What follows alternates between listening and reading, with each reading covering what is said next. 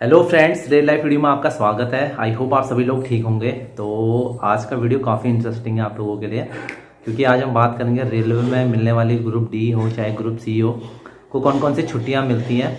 आप जब ज्वाइन करेंगे तो कौन कौन सी छुट्टियां आपको मिलेंगी। तो वीडियो काफ़ी ज़्यादा इन्फॉर्मेटिव होने वाला है और काफ़ी ज़्यादा एक्साइटिंग होने वाला है, क्योंकि छुट्टियों पे लगे बहुत सारे मुझे मैसेज भी आ रहे थे और कमेंट्स भी आ रहे थे कि रेलवे में कौन कौन सी छुट्टियाँ होती हैं पहले से ही। तो आप लोग को मैं बताऊंगा, स्पेशल केस वाली छुट्टियां भी बताऊंगा और नॉर्मली जो छुट्टियां मिलती है और कितनी छुट्टियां मिलती हैं।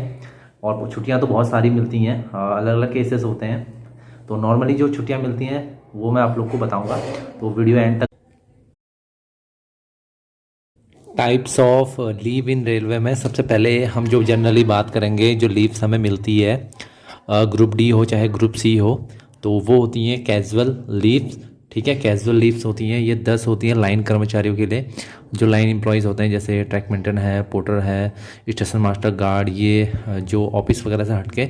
और 8 जो कैजुअल लीव्स होती हैं वर्कशॉप्स होती हैं या डीआरएम ऑफिस में जो काम करते हैं या प्रोडक्शन यूनिट में जो काम करते हैं उन लोगों को मिलती है। ठीक है, 8 होती हैं उनके, क्योंकि उनके 8 इस वजह से होती हैं क्योंकि उनके बाकी अदर छुट्टियां भी होती हैं, जैसे त्योहारों की छुट्टियां उनको रहती हैं। और बाकी जो लाइन एम्प्लॉयज़ होती हैं इनको त्योहारों में क्या मिलता है, नेशनल इनकी छुट्टियाँ कम होती हैं, नेशनल हॉलीडेज़ होते हैं। तो इस वजह से नेशनल हॉलीडे के दिन भी ड्यूटी करनी पड़ती है, तो इस वजह से इनकी छुट्टियाँ 2 ज़्यादा होती है।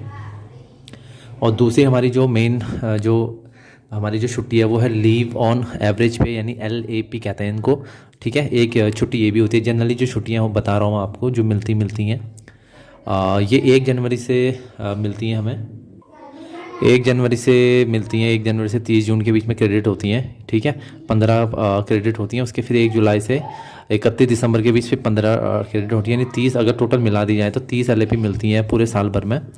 और क्रेडिट होती हैं, अगर आप इसको खर्च नहीं करते हैं तो ये अगले साल में भी क्रेडिट हो जाती हैं, अगले साल में ऐड हो जाती हैं। और 300 ये मैक्सिमम आप इनको जमा कर सकते हैं। और सबसे बड़ी बात है कि जब आप रिटायरमेंट होते हैं तो उसका पैसा आप लोग को, छुट्टियों का पैसा भी मिलता है। ठीक है, अगर आपकी छुट्टियां बची हैं उसका पेमेंट होता है आप लोगों को।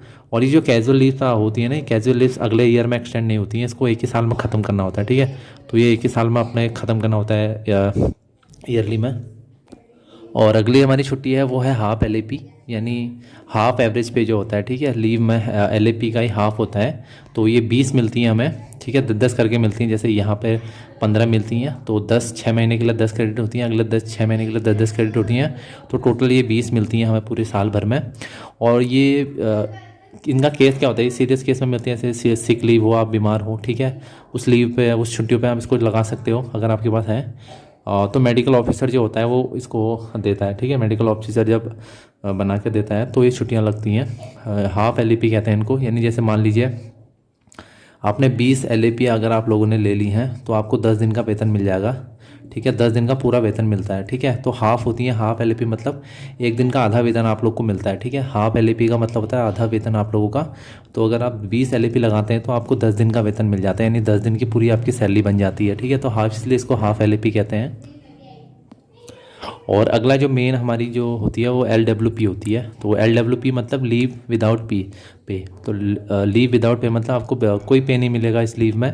ठीक है, जो अगर आपकी कोई छुट्टी नहीं बची है उस केस में आप लोग को ये दी जाती है LWP, यानी बहुत ज़रूरी आपको छुट्टी है चाहिए और आपके पास कोई भी छुट्टी नहीं बची आपके खाते में, तो ये आपको LWP सेंक्शन होती है। ये भी आपको करानी पड़ती है सेंक्शन, ऐसा नहीं कि आप SSC या स्टेशन मास्टर से कराएंगे, तो आपको कोई जनरल रीज़न आपके पास होना चाहिए। इसका फ़ायदा ये होता है कि एब्सेंटी से अलग होती है, जैसे आप बाई चांस आप ड्यूटी नहीं जाते हैं तो आपकी एब्सेंटी लग जाती है, लेकिन आप जब LWP में रहेंगे तो आपकी एब्सेंटी नहीं रहेगी, आपको बस पेमेंट नहीं मिलेगा, आपको सैलरी नहीं मिलेगी, लेकिन आपकी LWP लग जाएगी। इससे आपका रिकॉर्ड क्या नहीं होगा, ख़राब नहीं होगा। एब्सेंटी से आपका रिकॉर्ड ख़राब हो सकता है, इस वजह से LWP आप लगा सकते हैं। उस दौरान आपको कोई भी सैलरी नहीं देगा रेलवे, तो ये कुछ स्पेशल केसेस में होता है।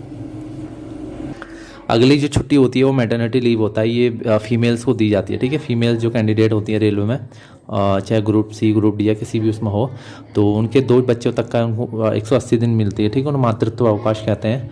ठीक है, और अब तो और भी एक्सटेंड कर दिया है, 60 डे कर दिया है, 60 डे की एक्स्ट्रा छुट्टी कर दी है एट द डेथ। ठीक है, डेथ के टाइम पे मान लीजिए आपका बच्चा, किसी भी फीमेल्स का बच्चा मर जाता है, तो वो उस भावनात्मक क्या होता है कि औरत एकदम टूट जाती है, तो उससे बाहर निकलने के लिए 60 डेज़ की अलग छुट्टी उनको मिल रही हैं, ठीक है। 60 डेज एक्स्ट्रा छुट्टी मिलती हैं उस ब्रोकन टाइम से बाहर निकलने के लिए, ठीक है। तो 180 डेज़ वैसी पैटर्निटी लीव होती है, ठीक है। पितृत्व अवकाश होता है जो मेल को मिलता है। अगली जो लीव है वो पैटर्निटी लीव है, ये मेल्स को दी जाती है, ठीक है। मेल्स के लिए ये लीव मिलती हैं हमें,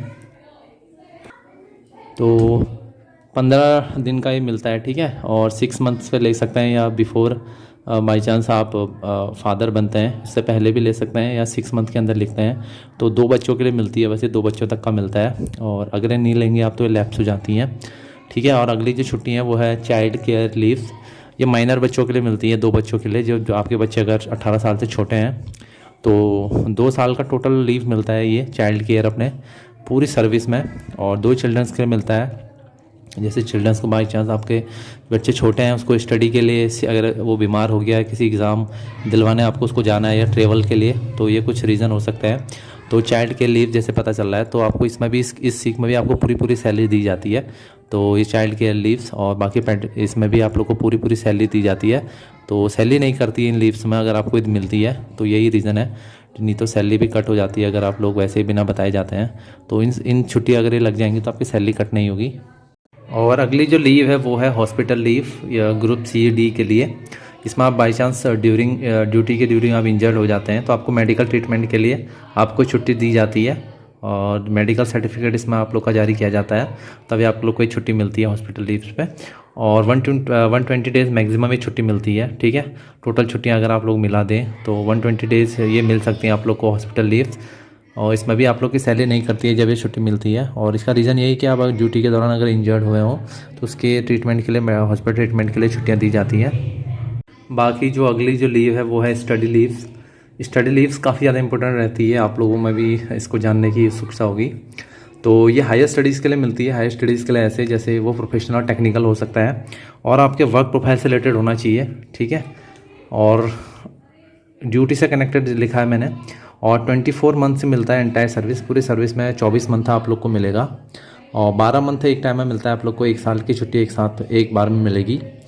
और अगर आप पीएचडी वगैरह करते हैं तो ये 24 जो है ये 12 महीने और बढ़ जाता है, ठीक है। ये 12 महीने में आप एलएपी वगैरह ऐड कर सकते हैं या कुछ और छुट्टियाँ भी इसमें ऐड कर सकते हैं जो आपके पास छुट्टी बची हुई है, ठीक है। तो और कम से कम 5 साल की आपकी सर्विस होनी चाहिए, 5 साल से नीचे सर्विस में ये छुट्टियाँ नहीं मिलती हैं। और रेलवे बोर्ड इससे ये सैंक्शन होती है, ठीक है। रेलवे बोर्ड से सैंक्शन होती है, यानी higher study related with other, तो वो स्टडी लीव्स नहीं है जो आप लोग सोच रहे हैं कि बीए वगैरह करने के लिए। और इसमें एक बॉन्ड भरवाया जाता है, रेलवे एक बॉन्ड भरवाता है अगर आप कोई हायर स्टडीज़ के लिए जाते हैं कहीं, तो एक बॉन्ड भरवाता है, उसके बाद आप वापस से रेलवे ज्वाइन कर सकते हैं। तो ये चीज़ें इसमें रहती हैं। और बाकी आप जो बीए बीएससी सोच रहे हैं या बीकॉम, तो ये बीएससी तो नहीं कर पाएंगे क्योंकि आप रेगुलर कोर्स नहीं कर सकते हैं, आप डिस्टेंस कोर्स कर सकते हैं बीए से रिलेटेड, किसी भी यूनिवर्सिटी से, ओपन यूनिवर्सिटी कर सकते हैं, इग्नू वगैरह से, जिसमें परमिशन ग्रांट मिल जाती है आपको परमिशन लेके, ठीक है। तो इसके लिए परमिशन लेनी पड़ती है, ऐसे नहीं कि आप परमिशन नहीं लेंगे, तो पहले परमिशन लेनी पड़ती है इस चीज़ के लिए। और अगली हमारी जो लीव है वो है स्पेशल डिसेबिलिटी लीव। ये मिलती है सीरियस केस में, जैसे आप ड्यूरिंग वर्क या ड्यूरिंग ड्यूटी आपको कोई से टेम्प्रेरी या हो सकती है परमानेंट भी आपको कोई डिसेबिलिटी हो सकती है, कोई ऐसा आपके साथ एक्सीडेंट हो गया, तो इन दिस केस में आप लोग को ये छुट्टियाँ मिलती हैं, ठीक है। और 24 मंथ की मैक्सिमम छुट्टी मिलती है, उसके बाद फिर रिव्यू होता है कि क्या सिचुएशन है। तो ऐसी बहुत सारी छुट्टियाँ रेलवे में जो स्पेशल केसेस में मिलती हैं, इसीलिए इनके सामने आगे मैं स्पेशल लगा रहा हूँ।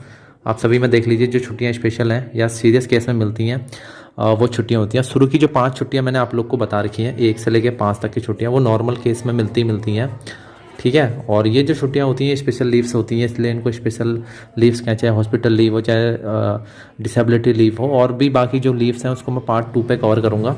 तो ये पार्ट फ़िलहाल पार्ट 1 है और छुट्टियों का पार्ट 2 आएंगे, जिससे आप लोग को पता चल जाएगा कि ये रेलवे में कितनी टाइप की छुट्टियाँ होती हैं और आप लोग के लिए कौन कौन से काम की छुट्टियाँ रहती हैं। तो आई होप कि आप लोग को वीडियो अच्छा लगा होगा और इन्फॉर्मेटिव लगा होगा।